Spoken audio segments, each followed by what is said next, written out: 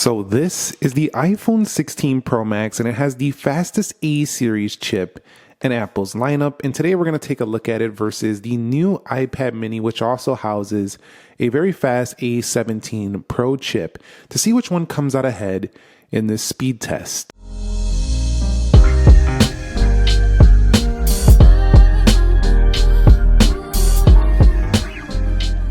So what is up, guys? Nick here, helping you to master your technology. Now, the iPad mini 7 has taken the headlines quite a bit here lately for having the A17 Pro chipset, which is the iPhone 15 Pro Max chipset.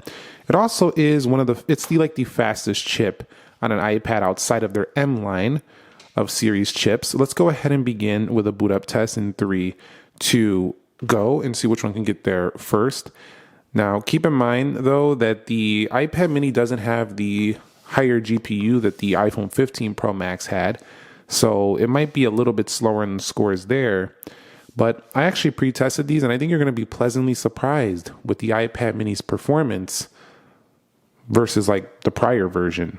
You've seen it booted up faster than that of my iPhone 16 Pro Max, which doesn't really matter too much, but it still was a little bit quicker to turn on. So I like that so far. So when it comes to unlocking these products, we do have Face ID over here. And so basically, it's just definitely a more convenient way to unlock. However, this one does have Touch ID, which requires a finger press up here. To me, the unlocking feels a little bit slower on the iPad mini, just because, I mean, not really, but I just like the Face ID convenience. They're both kind of similar, but Face ID would have been nice on the iPad mini, but both of them do a really good job at unlocking. But sometimes if you miss the button or you press to open, you miss that. Could be a little bit clunkier. For me, I like Face ID. However, the bezels are definitely a big noticeable difference here between these two products. So I do think Apple should thin out the bezels on the next version of iPad mini. Okay, so there's 60 hertz on the iPad mini, which runs iPad OS, and then there is going to be the 120 hertz promotion on the iPhone. Honestly, I've been using the iPad mini 7 for the past few days to see if I could adjust, and I really don't care that much, honestly, for what I'm using my mini for, which is essentially reading, media consumption, and maybe a game here or there. Other than that, I'm not using it for much other than that. That's mainly what I bought it for a comfy, in the bed, reader.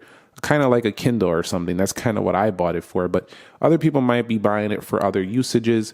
But I do think for like media consumption, I would go with a larger iPad, like if you're watching a lot of videos. And then you could just get a Pro if you want that for more serious stuff. All in all, the general performance is really not too different, besides that little bit of a smooth difference you're going to see on the iPad or on the iPhone 16 Pro Max. And I'm not trying to say that they shouldn't put 120 hertz. I'm just saying after trying it out for a few days, it doesn't really bother me too much. I still think it's lazy not to upgrade it though. So everything else has basically those type of displays. Why can't this one get it? So everything is closed out as you've seen. Let's go ahead and begin with calendar. Again, we're looking at iPad OS. So some of the apps are going to just be blown up for a tablet basically. Let's go into clock. You can see not a massive difference. And one of the things I will say, and again, this is not trying to give, the iPad mini praise, or the 60 hertz, I should say, praise, but Apple's animations on their applications still look smooth, even on a 60 hertz. I'm not kidding. They look good still. So they do a good job with animations. We all know this. Let's go into consumer electronics. You'll see iPhone slightly faster. Again, we're loading up two sides. And some people say that the iPad mini is just a bigger iPhone. Well, kind of, but it has all the things that I would want from an iPhone. Like it has split screen, landscape mode. It has the things that I want the Max iPhone to have. So no, you're running iPad OS on the right. So that's definitely a difference. Let's go into X. You'll see a little faster on the left. Again, loading more content. The iPad mini, but that was snappier on the iPad mini. We'll swipe up out of there and look at that animation. I know you could tell it's not 120 hertz, but it still looks good. Let's go into Instagram and you'll see, yep, that was on the left. Let's go here to my home page. We'll go over here and you'll see not a big difference. We are in the iPhone Instagram app there. So let's go into Amazon And you'll see that's going to be nearly identical, even with the iPad mini loading more content on screen. Swiping out, we're going to go into YouTube here. You can see about the same. We'll go over here. We'll go into trending. And when swiping through YouTube tabs, you'll see not a big difference whatsoever. Scrolling though, I do feel it. That's where the 120 hertz, I feel it. I feel like the 60 hertz has like this little bouncy look to it that just doesn't look as smooth as the promotion. That's about the main thing I noticed though. Let's go into eBay, and when you're swiping through, it looks visually more pleasing on 120 hertz.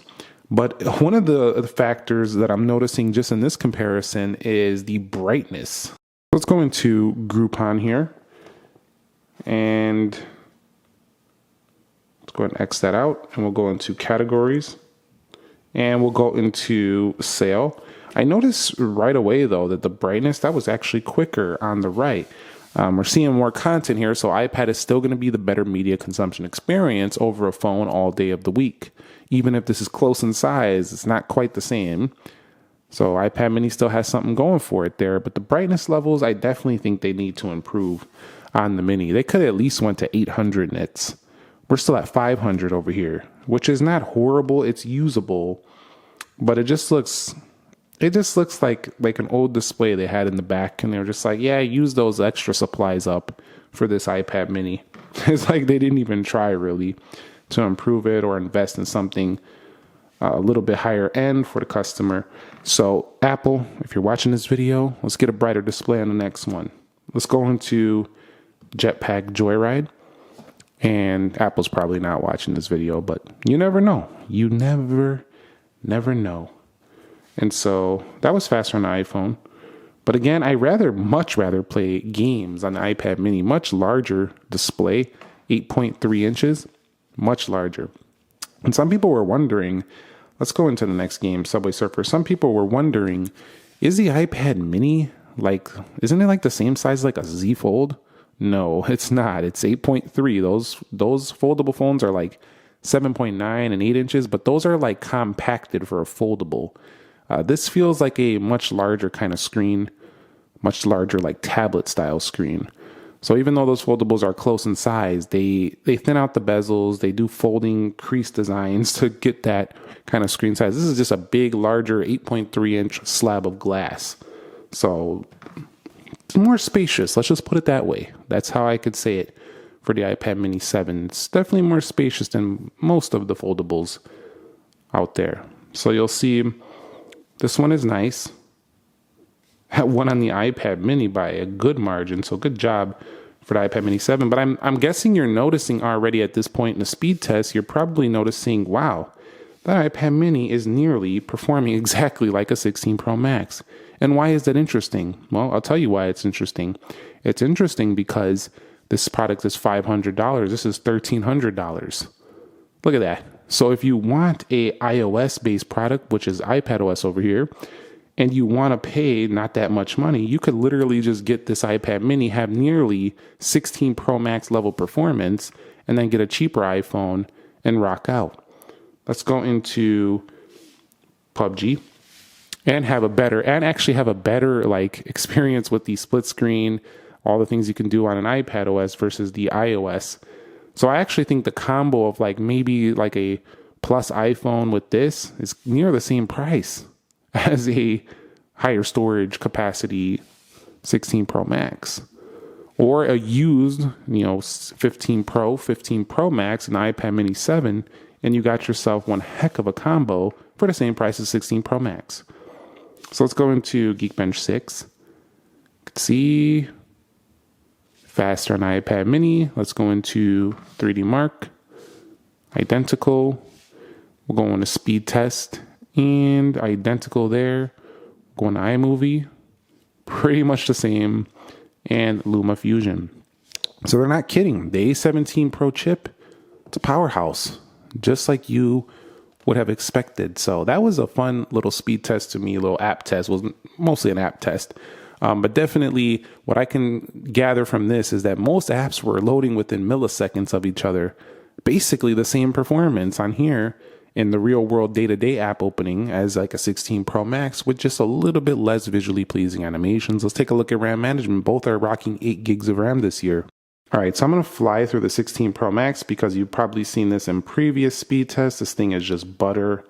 Every time that I test this phone, I'm continuously impressed by how smooth it looks. And it's just really good. Visually, it holds those apps. It's one of the best looking on any phone on the market today, especially in this area with switching between apps. I shouldn't say multitasking because there's no dedicated multitasking split screen. However, let's take a look at the iPad mini here. See how this one does. Now, I might not be as fast here. You can see just the animation just doesn't look as smooth, and we're going to have to flip back over here for landscape. Maybe I can get this by going to portrait. Let me lock the portrait here. We'll go into this. Nah, you still got to flip it over. We'll go into Best Buy. We'll go into Groupon, eBay. Hold on. YouTube, Amazon. No reloads though. So far, nothing. Go on App Store, News. Look at that task switching. You find me a faster performing $400 tablet, $500 tablet. I don't know. The iPad mini is probably the fastest tablet at this price point. Could be. So definitely rock solid there once again in RAM management. Plus, that 8 gigs of RAM is going to enable Apple Intelligence next week. So that's also going to help. And as they introduce more features, both of these products are going to be helpful for usage 3, 5, maybe 6 years down the line. And looking at their final Geekbench results, you'll see that we're only about 6, maybe even less, about 500 or so points off on the single core. But look at that multi-core score on the Mini, 7,091. Again, 16 Pro Max is a powerhouse. This thing is definitely beating this pretty easily.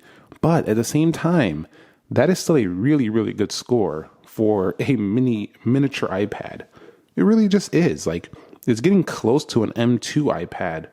So a little bit behind M2, still a little bit behind M1. It's somewhere between. It's just a little bit below M1. So this iPad mini is technically almost as powerful, not quite, but almost catching up to an M series CPU, which is exciting, which means you have one of the most powerful iPads ever. Of course, M series are faster, but still, I'm talking about for regular iPads, non-Airs, non-Pro iPads. This thing is pretty nice. Here are the final results for 3D Mark Wildlife Extreme. Now, the 16 Pro Max is going to be the better gamer for sure. 27 FPS. It's going to have better frame rates. It's going to be a little smoother in games with the Pro Motion, and 120 Hz can make a massive difference for people who play a lot of games. So I would probably say the 16 Pro Max is the better gaming product here. But if you like a bigger size, this can still be great.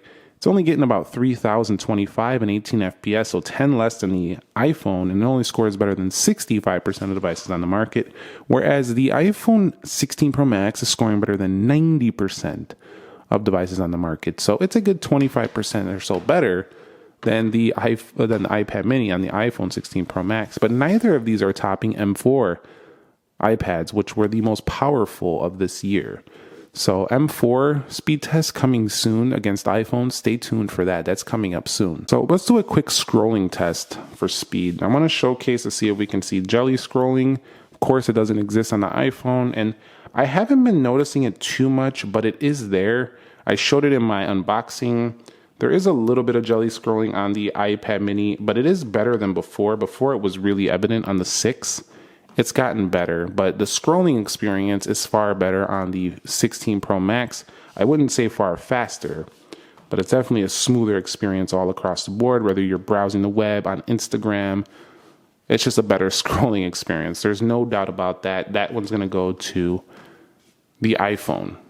That's just going to visually look more pleasing and a little bit smoother than the iPad mini for the day-to-day. So let's go ahead and do a quick browsing test. We'll go to yahoo.com on both, and you'll see both of them loaded at about the same time. But see, this is one of the areas where the mini is a much better experience. You'll see a lot of scrolling on the iPhone to get to these articles. They're a lot wider. You can see the entire headline on the mini. This is why I love the mini, because iPad OS allows this to be a much better media consumption experience while still retaining that portable feel of maybe like a large smartphone. So this is one of the most pocketable portable machines out there, and now it has even more power to match that, so that's quite nice. All right, so let's take it to apple.com here, and we'll go, and once again you'll see that the iPad mini is showing the entire iPhone 16. It's kind of cut off over here, and that just goes to show, look at how much more content is being displayed, how much it goes to show that this is not just a larger iPhone. This is a whole entire different experience with a lot better media consumption. Once again, in terms of actually browsing though speed, you'll see iPad mini keeps up just fine with an iPhone. So this is a great combo right here. Both of them do very well in this department. Okay guys, so let's go ahead and hit save video on both. We'll hit save video, and you'll see we are now exporting. I will be back when they are done and finished with this export.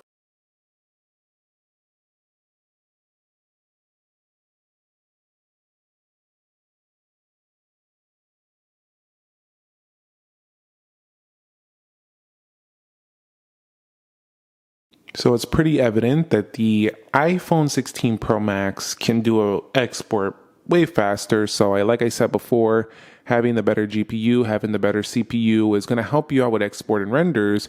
So the 16 Pro Max will win this here. Let's wait it out for the iPhone or the iPad mini 7 and see how much longer it will take. Probably a minute or two, honestly.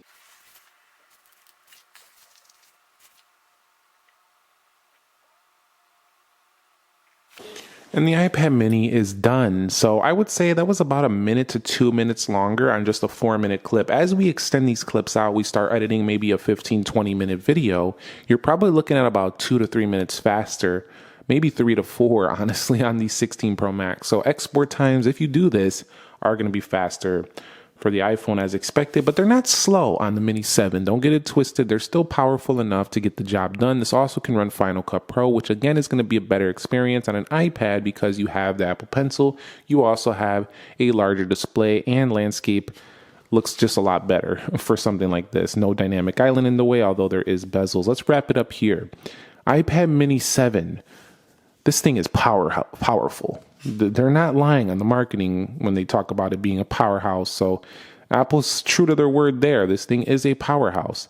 Some people say is a lazy upgrade because of the promotion. It doesn't have new bezels, new design. Yes, I agree with some of those hardware elements. But for people who love the smaller iPad and want amazing performance and can live with 60 hertz, this thing is a true powerhouse. You can slip in your bag, light, small bags too. So this thing is a great travel companion with great power. And it comes in at like half the price of a Pro iPhone with almost the same power. Not quite, but almost there. Thumbs up if you enjoyed it. Subscribe if you haven't already. I'll catch you all in the next episode. Nick here. Be sure to be well, and peace.